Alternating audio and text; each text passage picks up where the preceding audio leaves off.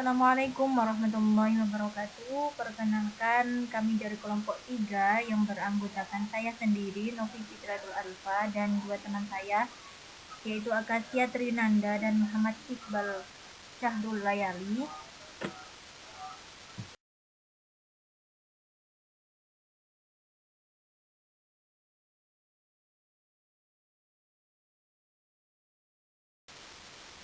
Di sini saya akan menjelaskan materi tentang takdim wa ta'khir.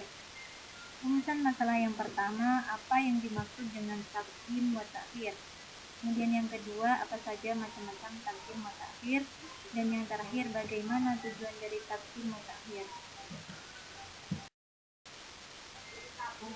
Pengertian dari at-takdim wa ta'khir. Secara kata, takdim berasal dari kata kodama, artinya mendahului atau menyegerakan. Kemudian ta'khir berasal dari huruf-huruf akhara yang merupakan antonim dari kata takdim. Kata akhara juga berubah wazan dengan tambahan satu huruf pada ain fi'il menjadi akhara, berarti penundaan. Maka kata takdim dan ta'khir berasal dari kata kerja yang ditindakan dalam kurung masdar dari kata akhara yu'akhiru, ta'khiran adalah sesuatu hal yang mendahulukan dan mengakhirkan. Maka at-takdim wa ta'khir yaitu ilmu balaghah yang membahas tentang bagaimana mendahulukan atau mengakhirkan kalimat yang disebabkan adanya tujuan-tujuan tertentu. Pembahasan yang kedua mengenai macam-macam takdim wa ta'khir. Susunan balaghah ada dua, yaitu musnad dan musnad ilaih. Berikut beberapa macam takdim wa ta'khir terkait musnad dan musnad ilaih. Yang pertama, takdim musnad ilaih dibagi menjadi 7. Yang pertama yaitu ta'jilul musarrah, yaitu mempercepat kabar gembira dengan sebab mengharap nasib. Contohnya al-afwu angka sudara bihil amru. Yang kedua yaitu ta'jilul masa'ah, yaitu mempercepat keburukan karena sebab mengira keburukan itu benar-benar menimpanya sesuai dugaannya. Contohnya al-qisasu hakama bihil qadi. Yang ketiga yaitu at-tashwiq ilal mutaakhir idza kana mutaqaddim masyhuran bi ghurbah, yaitu membuat pendengar penasaran dan bertanya-tanya. Contohnya hayawan mustahdatsu minal walladhi haratil bariyah fi jamal. Kemudian yang keempat at-taladid, yaitu merasakan kenikmatan. Yang kelima yaitu at-tabarruk, mengharap berkah. Kemudian yang keenam an-nas ala umum jalbil umum, yaitu memperjelas cakupan nafi, yaitu bila lafaz kullu diidhofkan pada musnad ilaih dan musnadnya disertai nafi. Contohnya kullu dzalika lam yakun. Kemudian yang terakhir ilfadah at-takhsis, yaitu untuk mengkhususkan suatu kalimat dengan menjadikan musnad beramal untuk musnad ilaih saja. Contohnya ma'ana qultu hada wala ghairu.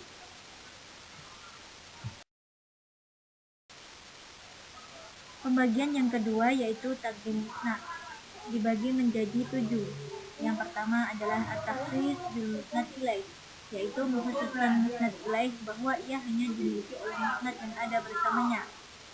Dalam Quran surat Al-Maidah 120, contohnya walillahi mulkus samawati wal ardh.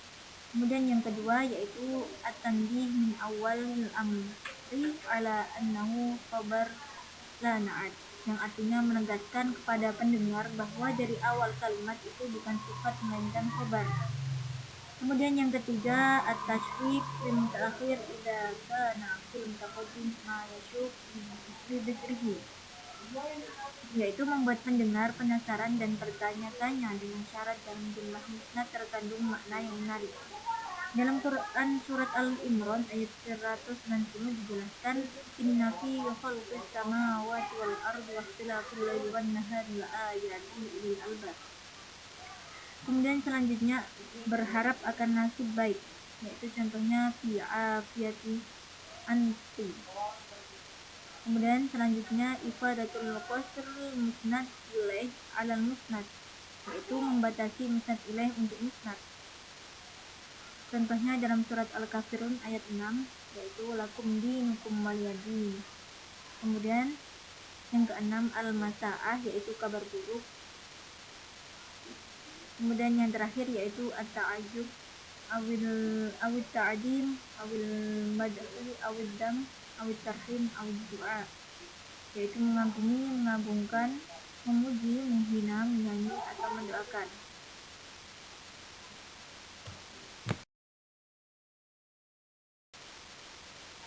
Pembahasan selanjutnya yaitu tujuan dari at-taqdim wa ta'khir. Yang pertama ada tujuan umum dan yang kedua ada tujuan khusus. Tujuan umum sendiri dikedepankan karena merupakan hal yang agung dan perlu diperhatikan. Dalam Quran surat Al-Baqarah dijelaskan wa aqimus shalah wa atuz zakah warka'u ma'ar raki'in. Artinya dan dirikanlah salat, tunaikanlah zakat dan rukuklah beserta orang-orang yang ruku.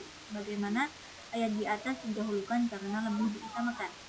Kemudian tujuan khusus dikedepankan karena tujuan ikhtisas, yaitu menguatkan suatu perbuatan pada subjek atau objeknya dan menafikan perbuatan tersebut pada subjek atau objek yang lain pada suatu perbuatan dan menafikan dari perbuatan lain.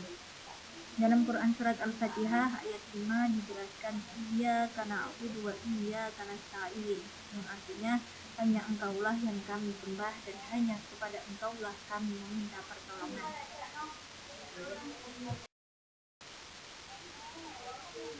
Makna dari tujuan umum dan tujuan khusus. Yang pertama dari tujuan umum sebagai contoh pada Quran surat Al-Fatihah, yang mana pada ayat ini didahulukannya kata na'budu, artinya kepatuhan karena perasaan terhadap kebesaran Allah yang berhak disembah dan berkuasa mutlak. Lalu kata nasta'in yang artinya mengharap pertolongan untuk menyelesaikan pekerjaan. Jadi makna susunan kata tersebut sepantasnya manusia mendahulukan kepatuhan sebelum meminta bantuan kepada Allah Subhanahu wa taala, karena ibadah lebih utama sebelum meminta pertolongan kepadanya. Lalu Quran surat Al-Baqarah ayat 43 dijelaskan yang artinya perintah mendirikan sholat, menunaikan zakat dan ruku beserta orang-orang yang ruku, sebagaimana ayat di atas didahulukan karena lebih diutamakan. Kemudian makna dari tujuan khusus dalam Quran surat Al-Fatihah ayat 5 dijelaskan yang mengedepankan objek iyyaka yang seharusnya disebut setelah kata na'budu, juga nasta'in, sebagai isyarat bahwa hanya Allah yang berhak disembah dan dimintai pertolongan.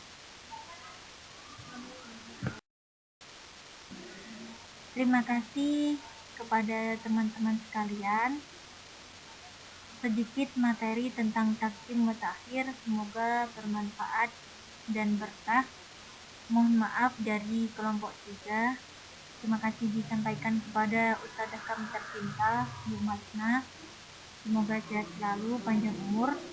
Akhirul kalam, nastaghfiru 'alal akhto. Wassalamualaikum warahmatullahi wabarakatuh.